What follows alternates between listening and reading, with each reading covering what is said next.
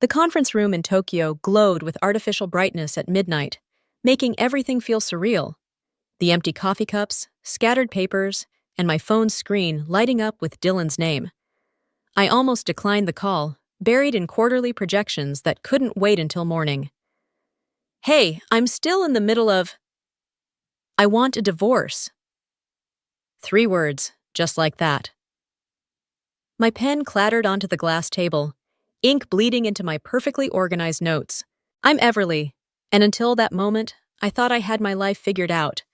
Executive position at 32, marriage that was the envy of our social circle, and a future mapped out in careful 5-year plans. What did you just say? My voice came out steadier than I felt, each word precise and controlled. I've met someone else, Maya. We're having a baby. The fluorescent lights buzzed overhead, a constant drone that matched the static in my head. I pressed my fingertips against the cool glass table, anchoring myself to something solid. How long? 8 months. The baby's due in 3 weeks. He paused, clearing his throat. I thought you should know before everyone else finds out. 8 months. While I was securing our future, flying between continents, closing deals that would set us up for life, he was... My wedding ring caught the light, throwing tiny rainbows across my laptop screen. Were you planning to tell me before or after the birth announcement went viral? The bitterness in my laugh surprised even me. Come on, Ev, you know how it is. You're never home. Always at another meeting, another conference. Maya, she sees me, really sees me. Sees you. I stood up, pacing the empty room. I see you perfectly clear, Dylan. I see the man whose startup I helped fund, whose networking events I paid for, whose entire social media presence I practically built from scratch. That's exactly what I mean. You're always managing everything, controlling. Stop! My voice cut through his excuses like a blade. Just stop. You want to know what I see right now? I see a coward who waited until I was 7,000 miles away to drop this bomb, who probably timed this call knowing I'd be alone in a conference room at midnight. Silence stretched between us, heavy with unspoken accusations. Maya's different, he finally said, his voice soft. She makes me feel like I matter. And I made you feel like what? A project? The words tasted like acid. Tell me, Dylan, does Maya know about the gambling debts I covered last year? Or the failed cryptocurrency investments? More silence. Then, that's not fair. No, I agreed, my tone eerily calm. None of this is fair. Through the floor-to-ceiling windows, Tokyo's lights sparkled like scattered diamonds. Somewhere in those lights, couples were falling in love, making promises they intended to keep. And here I was, watching my marriage disintegrate over international roaming. I'll have my lawyer contact you, Dylan said. I think it's better if you stay at Lily's place when you get back. Maya's moving in next week. The pen I'd dropped earlier had left a perfect blue circle on my report. I traced it with my finger, round and round, like the thoughts spinning in my head. One more thing, I said, surprising myself with how steady my voice remained. Does your new influencer girlfriend know you're still technically married to the woman who ghost wrote all your viral posts? Everly, don't... Goodbye, Dylan. I ended the call, watching my reflection in the darkened window. The woman staring back at me looked different somehow, harder, colder, more determined. I picked up my phone again, scrolling through my contacts until I found the number I needed. It rang twice before connecting. Ben? This is Everly Matthews. I need your services as a private investigator. How soon can you start? The Uber driver gave me a concerned look as I dragged my suitcase up the driveway to Lily's house. 14 hours of flight time had left me looking exactly how I felt, hollowed out and brittle, like a wasp nest in winter. Lily opened the door before I could knock. I'm going to kill him, she announced, pulling me into a fierce hug that smelled of coffee and her signature vanilla perfume. Get in line. I managed a weak smile, letting her take my bag. The house was warm, familiar, a stark contrast to the sterile hotel rooms I'd been living in for the past week while I got my bearings. I made your favorite pasta. She gestured toward the kitchen. And opened that ridiculous expensive wine you left here last Christmas. The one Dylan said was pretentious? The memory stung less than I expected. Good, let's be pretentious. We settled at her kitchen island, and I watched her pour generous glasses. The burgundy liquid caught the light, deep and rich, like old blood. Have you been home yet? Lily asked, sliding a plate toward me. No point. According to Dylan's Instagram, Maya's already redecorated. I pulled out my phone, showing her the latest post. Our living room transformed into what looked like a millennial pink nightmare, complete with neon signs and a ring light setup. Apparently, she's documenting their journey to parenthood for her followers. Lily's fork clattered against her plate. She's what? Oh, it gets better. I scrolled through the feed. She's positioning herself as a relationship transformation coach now, using their story to inspire others to follow their hearts, or whatever bullshit she's selling. Using your marriage's destruction as content? Lily's voice dripped with disgust. That's strategic, I finished. She's gained 20,000 followers since announcing the pregnancy. My phone buzzed. A text from Ben, the PI. Found something interesting about Maya's past. Call when you can. Speaking of strategic, Lily leaned forward. What's the plan? Because if you're just going to let them, I'm not. I took a long sip of wine, savoring its complexity. Remember that startup Dylan's been bragging about? The one that's supposedly going to revolutionize social media marketing? The one you helped him develop the pitch for? Turns out he's been using my marketing strategies, the ones I developed for my clients, as his own, selling them as proprietary technology. I pulled up another screen on my phone. And guess who just got offered a series of speaking engagements based on that stolen work? Lily's eyes widened. No. $300,000 in speaking fees, plus a book deal. The wine tasted bitter now, all built on my work, my reputation, my connections. That son of a... A notification popped up on my phone. Dylan, going live on Instagram. Without thinking, I tapped it. His face filled the screen, sitting in our home office. My home office. Hey, tribe! His voice was artificially enthusiastic. Big news today. Just signed with Major Tech Publishing for my first book, Digital Disruption, The Future of Social Media Marketing. Can't wait to share all my secrets with you guys. Lily reached over and closed the app. Ev, your hand is shaking. I looked down. The wine glass trembled in my grip, liquid sloshing dangerously close to the rim. He's using everything, Lily. Everything I built. And that little influencer girlfriend of his is turning my life into content for her channel. Then we take it all back. Lily's voice was steel. Every last bit of it. My phone buzzed again. Ben, this time with an email. The subject line read, Maya Stevens, previous legal issues. First, I said, standing up, we find out exactly who we're dealing with. I dialed Ben's number, putting it on speaker. Mrs. Matthews, his voice was carefully neutral.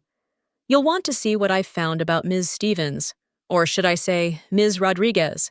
She's had quite a few names, and quite a few wealthy men in her past. Lily's eyebrows shot up as we listened to Ben detail Maya's history, a pattern of relationships with successful men, always ending in scandal and profit. Send me everything, I said when he finished. And Ben, keep digging. After hanging up, I turned to Lily. Still want to help? She clinked her glass against mine. Always. But Ev, just be careful. Revenge can change people. I looked at my reflection in the window, remembering the woman I saw in Tokyo. Maybe that's exactly what I need. Ben's office smelled like stale coffee and old paper, fitting for the stack of folders he spread across his desk. Each one documented a different phase of Maya's carefully constructed life, or lives, more accurately. 6 men in 4 years, Ben said, tapping the top folder. All successful entrepreneurs or executives, all married, all left their wives after Maya entered the picture.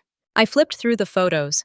Maya with different hair colors, different name, it seemed, always the same predatory smile. And the pregnancies? Never carried to term. Ben's voice was carefully neutral. Convenient miscarriages, usually right after securing significant financial settlements. The coffee in my stomach turned to acid. She's done this before. Like clockwork, but Dylan's different. Ben pulled out another folder. She's playing a longer game with him, building a brand, establishing herself as an influencer, using his connections, your connections, to create something sustainable. My phone buzzed. Dylan's face appeared on screen, another notification about his upcoming book launch. The comments section was filled with praise, people calling him a marketing genius. "Show me the money trail," I said, pushing the phone away. Ben pulled up financial records on his laptop. "Your husband's been busy. Multiple transfers to offshore accounts, all under the umbrella of his startup. The speaking fees, book advances, everything's being funneled through shell companies. Companies I helped him set up." I laughed, the sound hollow. "For tax purposes," he said. "There's more." Ben hesitated. "The startup's main product, the algorithm he's been promoting? What about it?" "It doesn't exist. The demo videos, the case studies, they're all fabricated. He's been selling smoke, using your marketing strategies as proof of concept." The room tilted slightly. All those late nights I'd spent helping him perfect his pitch, believing in his dream.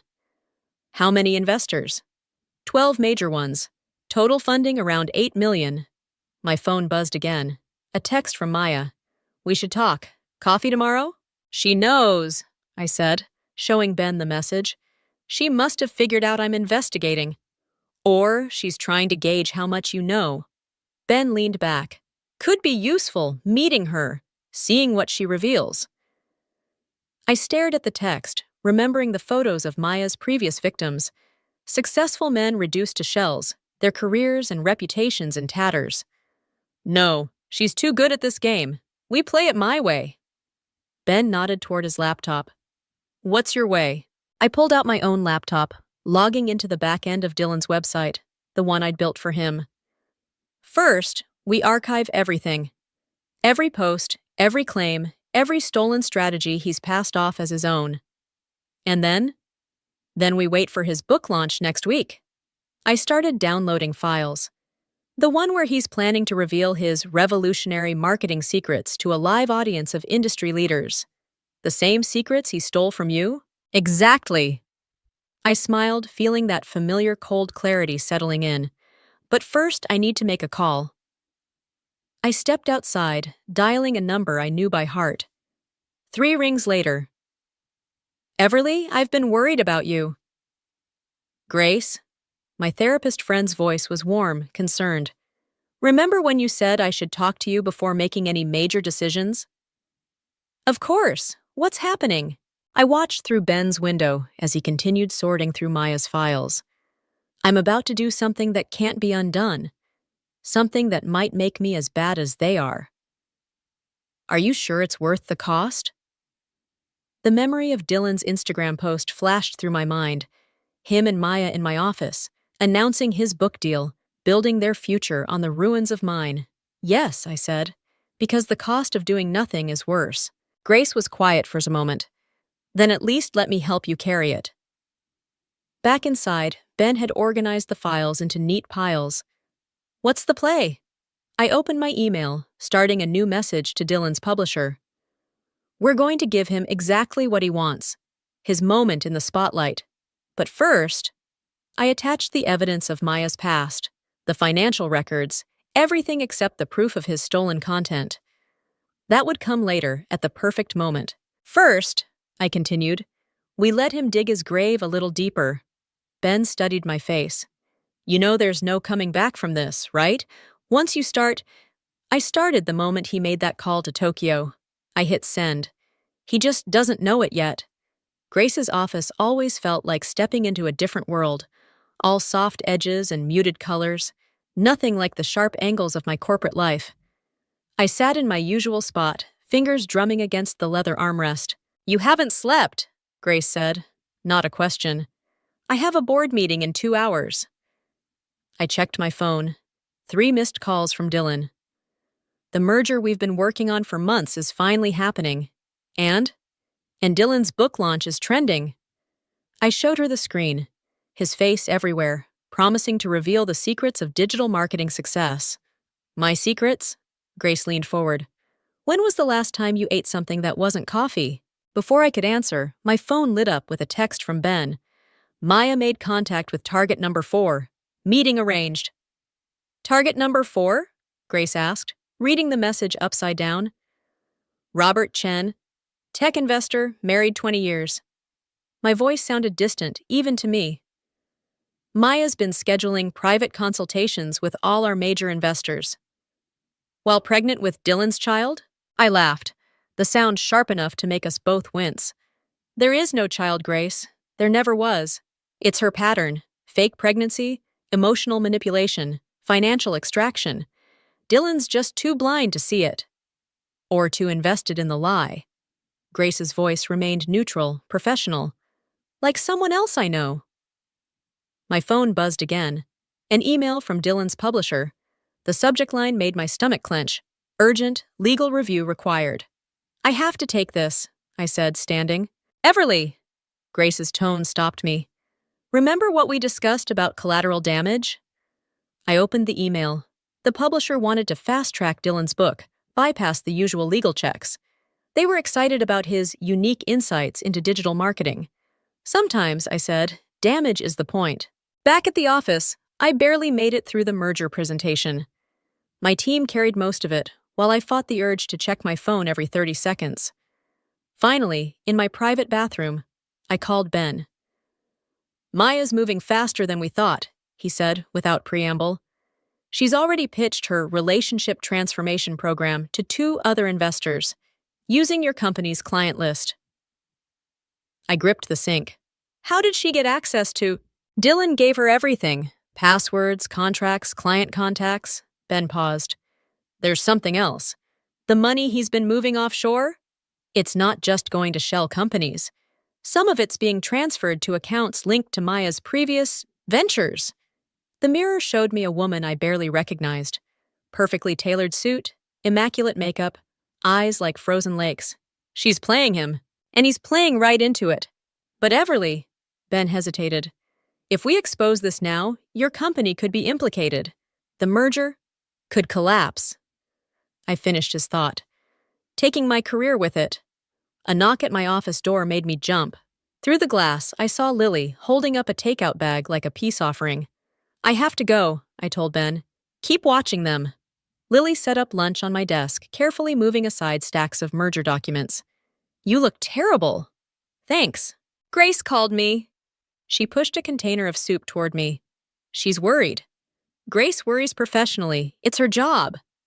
She thinks you're losing perspective. Lily's voice was gentle. That maybe this revenge thing is...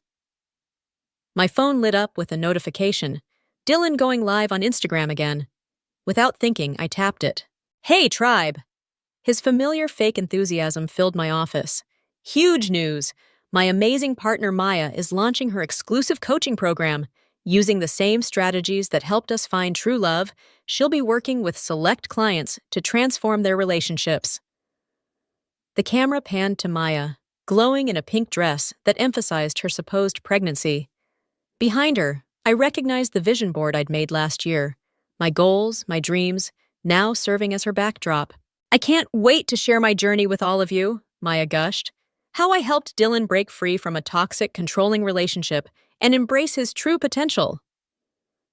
Lily reached for my phone, but I held up a hand, watching as Maya continued. And the best part? We're offering special early access to investors in Dylan's startup, because true transformation happens when we align our personal and professional growth. I closed the app, feeling oddly calm. Still think I'm losing perspective? Lily studied my face. What are you going to do? What they taught me to do. I pulled up my email, starting a new message to the board. Protect the company's interests. The merger documents sat in front of me, waiting for my signature. Above them, Dylan and Maya's faces smiled from his book cover, promising to reveal the secrets of success. Sometimes, I said, echoing my words to Grace, damage isn't just the point, it's the product. The boardroom felt like a tomb at midnight, all sleek surfaces and shadows. I spread Ben's files across the table, photographs, financial records, text messages spanning months of deception, each piece a nail in Dylan's coffin. My phone buzzed. Maya again. We need to talk. I know what you're planning. Before I could respond, another message appeared. Check your email, now. The attachment showed me sitting in Ben's office, photographed through his window. Below it, a simple threat. Back off, or I release everything about the merger. Lily's voice made me jump. You shouldn't be here alone. Jesus! I clutched my chest. How did you? Grace called. Said you weren't answering. She moved closer, examining the evidence spread before me. Is this all of it? Most of it. I pulled up Maya's email. She's been watching us, following me. Lily studied the photo. She's desperate. She's dangerous. I started gathering the files. She's got proof I knew about Dylan's fraud before the merger. If this gets out, you'll lose everything. Lily's voice hardened. Like she planned all along. My phone lit up. Ben calling. I put him on speaker. Maya's meeting with Robert Chen just ended, he said without preamble. She showed him documents proving Dylan's startup is built on stolen intellectual property. My intellectual property, I said. Yes, but she's spinning it differently, making it look like you helped Dylan steal from your clients, then turned on him when he left you. The pieces clicked into place. She's not just after Dylan's money. No, Ben confirmed. She's after your entire client portfolio. Once you're discredited, she steps in as the whistleblower. The room seemed to tilt.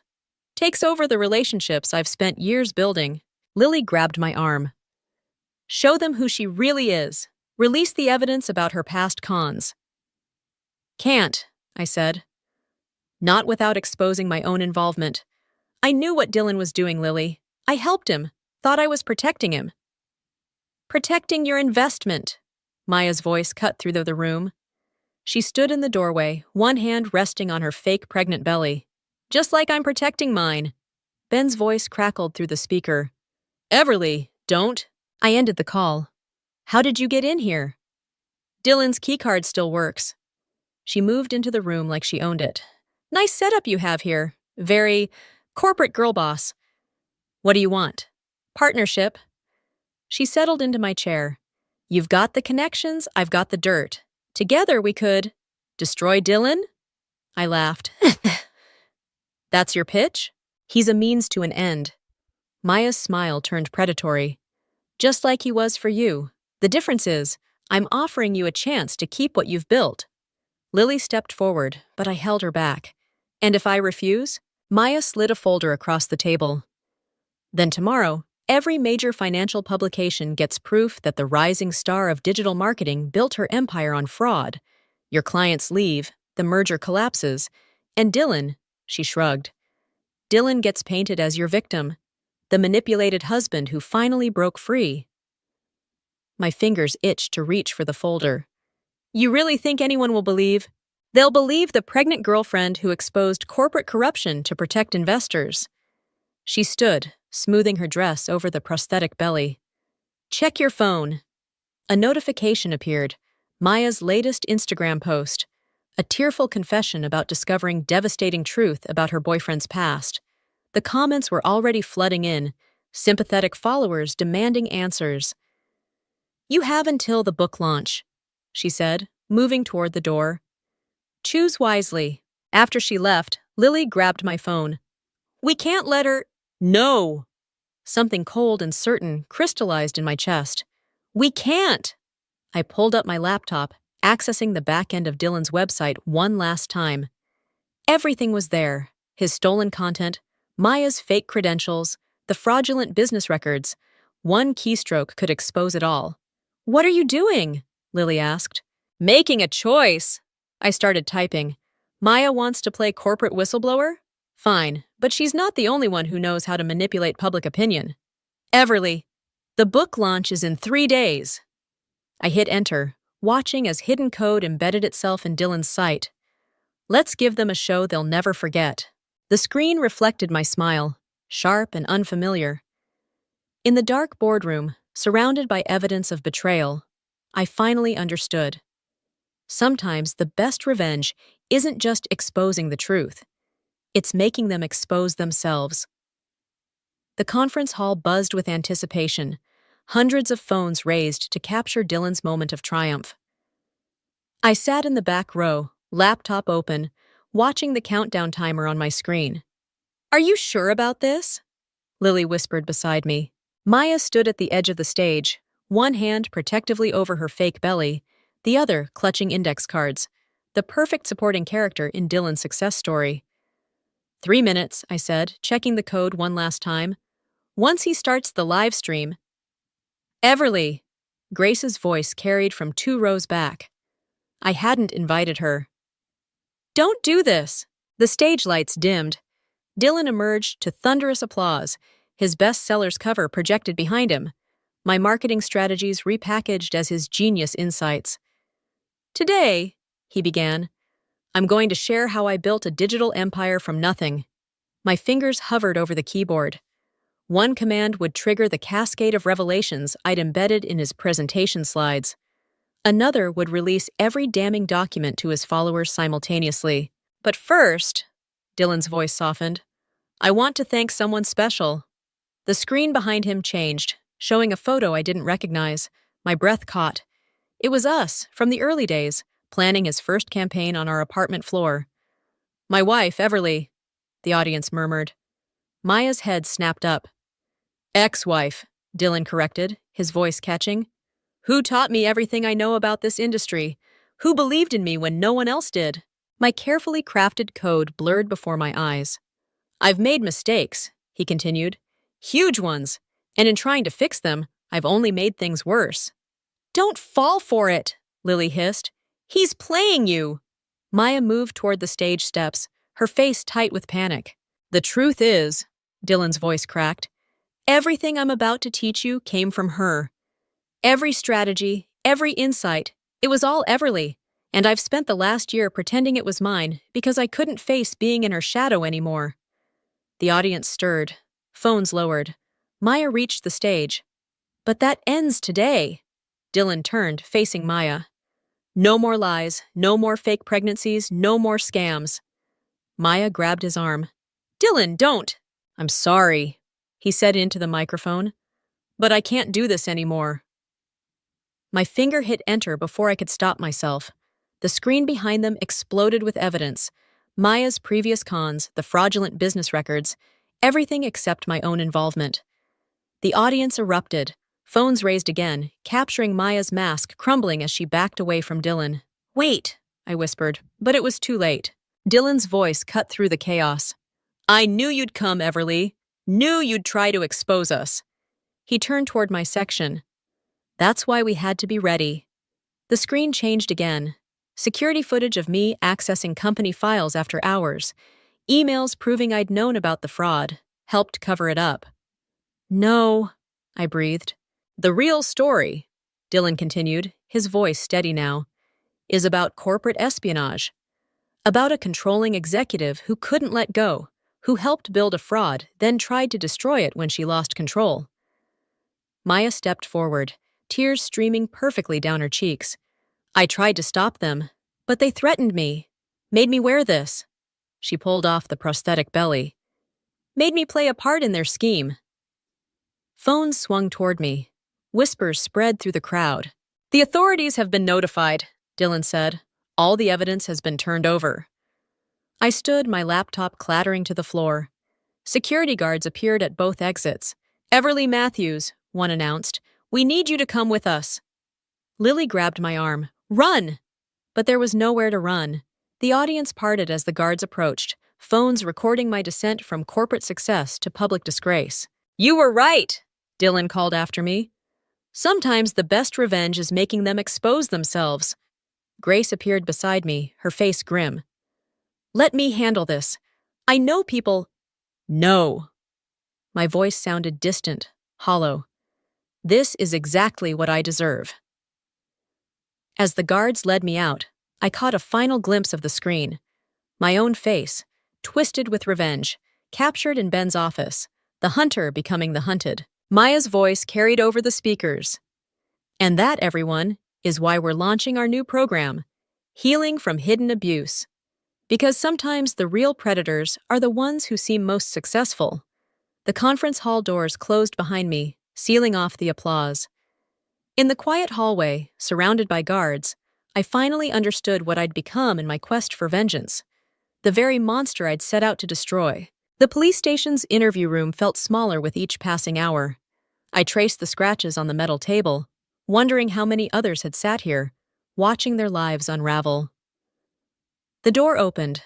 Maya walked in, still wearing her conference outfit, minus the fake belly. Surprised? She settled into the chair across from me. The detective thought we should talk, woman to woman. I said nothing, studying her face. Perfectly composed, not a smudge in her camera-ready makeup. You know what's funny? She leaned forward.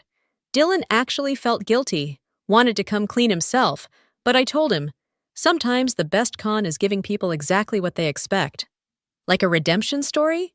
My voice was raw from hours of questioning. Exactly.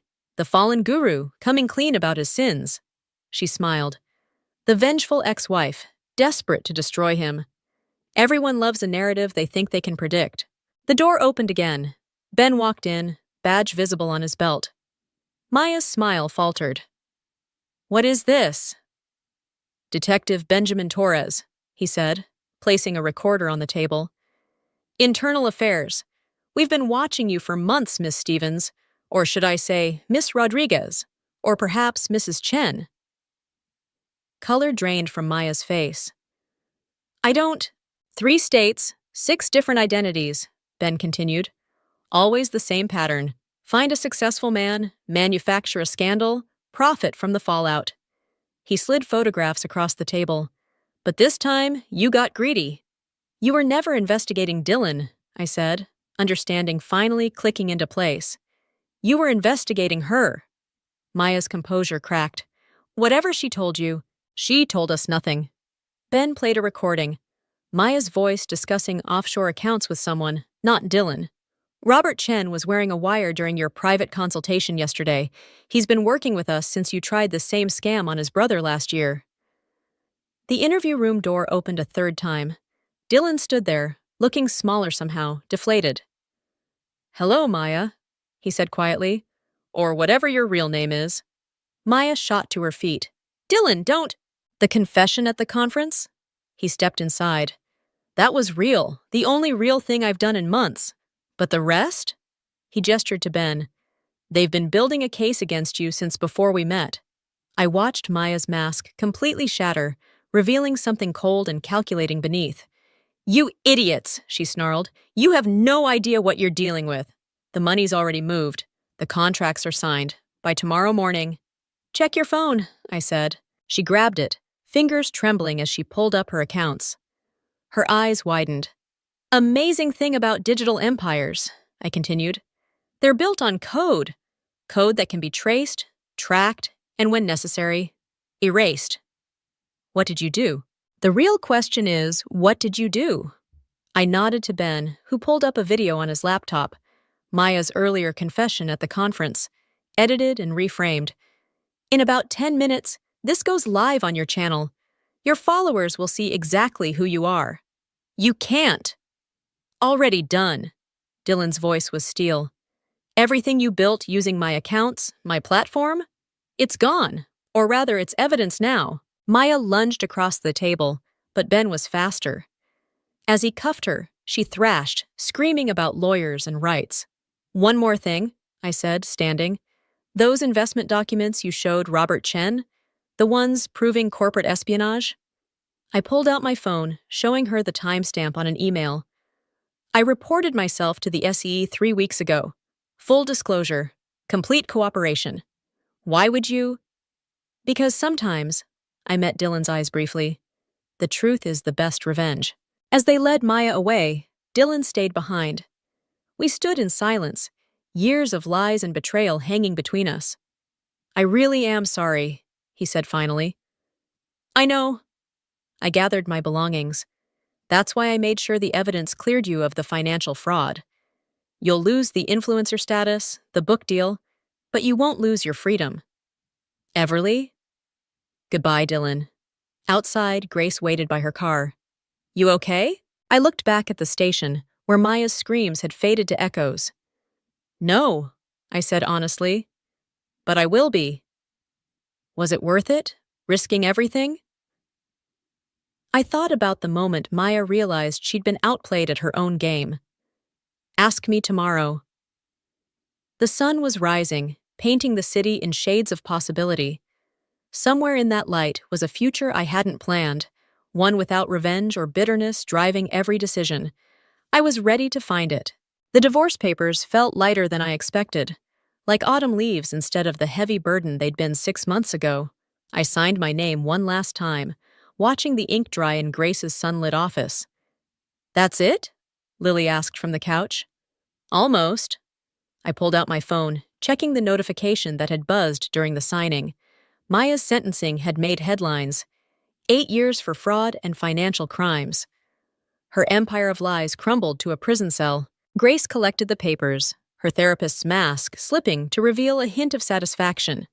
How does it feel? Through the window, I could see the city skyline. My billboards still there.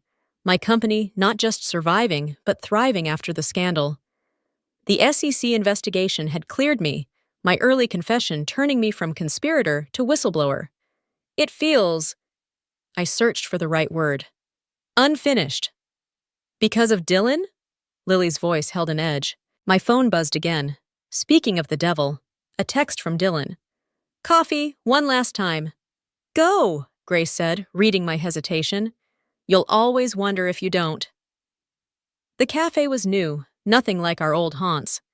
Dylan sat by the window, looking smaller without his influencer persona, more like the man I'd first met. You look good, he said as I sat down. The Times article about your tech ethics initiative was impressive. That's not why you called me here. He pushed a folder across the table. Inside was a check, a considerable one. My settlement from the startup's investors, he explained. They're restructuring, using your original marketing framework. Legally, half of this belongs to you. Keep it. Everly, I mean it. I closed the folder. Consider it payment for teaching me something valuable. What's that? That revenge isn't about destroying someone. I met his eyes. It's about reclaiming yourself. He nodded slowly, understanding dawning. The conference confession wasn't just about trapping Maya, was it? You knew what would happen when I started telling the truth. The truth has a way of unraveling everything. I stood up. Even the lies we tell ourselves. Are you happy? He called as I turned to leave. Now that it's over? I thought about the new project on my desk, a platform helping people rebuild after digital fraud. About Ben's occasional texts updating me on Maya's other victims finding justice. About Lily and Grace's unwavering support. I'm free, I said finally. That's better than happy. Outside, the city hummed with possibility. My phone buzzed with another notification, an email from a familiar address. Robert Chen, wanting to discuss a partnership opportunity. I smiled, remembering Maya's words about giving people what they expect. She'd expected me to break under pressure, to become the vengeful ex-wife of her narrative. Instead, I'd become something else entirely. A text from Lily lit up my screen. Done? Almost, I replied. One last stop, the storage facility where I'd kept the remnants of my married life. Inside the unit, boxes of memories waited. Photos, plans, dreams that no longer fit. I pulled out my old vision board, the one Maya had used as her backdrop. In the corner, written in my hopeful hand, build something that lasts. My phone rang. An unknown number. Mrs. Matthews? A woman's voice, shaking slightly. I read about what happened with Maya Stevens. I think I might be her next target. Or I was supposed to be. I looked at the vision board again, then at the empty storage unit. Sometimes the best revenge isn't destroying what hurt you. It's building something new from the wreckage. Tell me everything, I said, already walking toward my car. And then I'll tell you how to take back your story. The storage unit door closed behind me with a final click. Inside, the vision board lay in the empty space, its corner message visible in the dim light. Build something that lasts. And I had. Just not what I'd expected. My phone lit up again. Grace this time. Ready for your next chapter? I smiled, thinking of the woman on the phone, of others like her waiting to reclaim their narratives. Yes, I typed back. But this time, I'm writing it myself. The revenge I'd wanted had given me something better than satisfaction. It had given me purpose, and that was a story worth telling.